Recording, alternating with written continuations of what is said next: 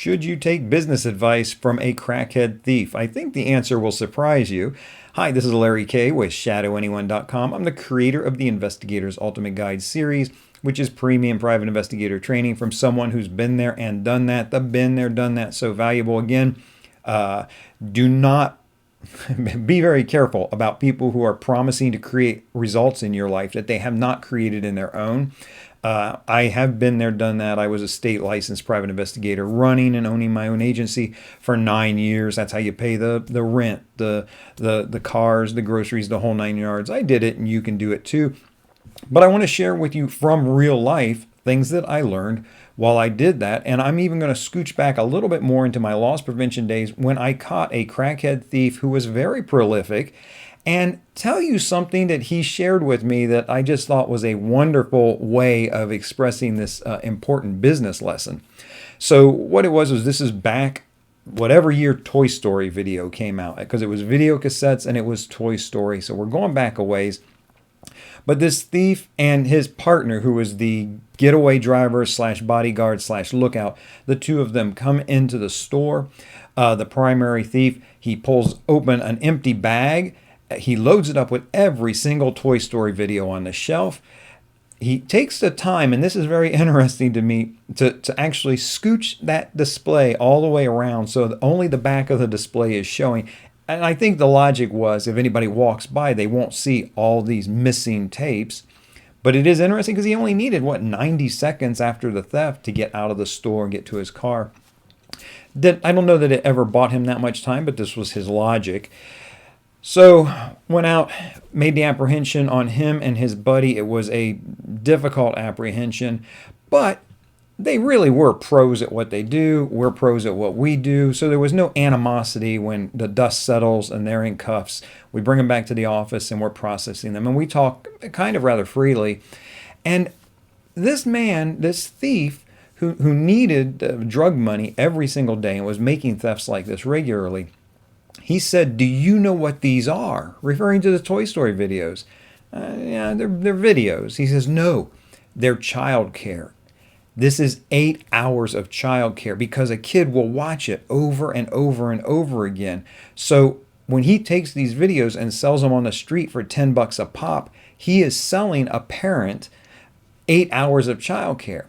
And this is remarkable, and this is what you need to know and understand. He was not on the street selling videotapes. He was on the street selling childcare. He was selling the benefit, not the product itself. That video could have been of anything that a kid would watch over and over again. And the kid is not even the customer. It's the parent who needs that time. He understood this. This thief understood that he could sell them this and they would understand the value and really want the benefit of it. So what does this look like in your business? Are you selling the thing? I do skip tracing. I do process serving. I provide security guards. Are you selling the thing, which, by the way, is what everybody else is selling, or are you selling the benefit?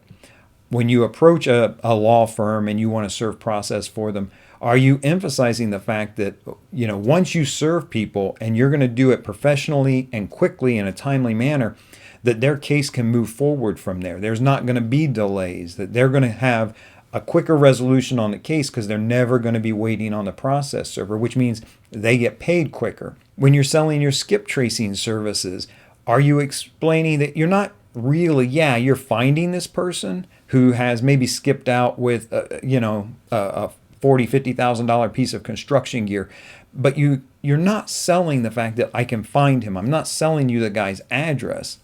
I'm getting you that 40 grand that's a loss right now. I'm giving that back to you at a deeply discounted price.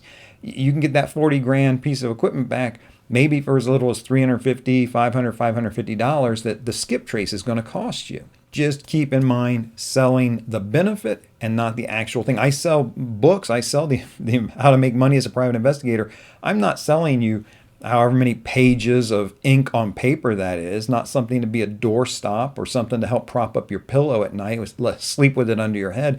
No, the information in how to make money as a private investigator is what's valuable. The result is you are going to use Any advertising money you do is going to become more effective. If you don't have a lot of money for advertising, how to do content marketing effectively, just like this video here is teaching you how to sell to your clients what they really want and not what you think you're actually selling. So take a moment and think to yourself, what is the benefit to the client? What are you selling? What are they getting out of you besides just an address or besides just having court papers delivered? And think about incorporating that into your marketing. In the meantime, this is Larry K with shadowanyone.com. Remember, do the right thing, even if it's the hard thing.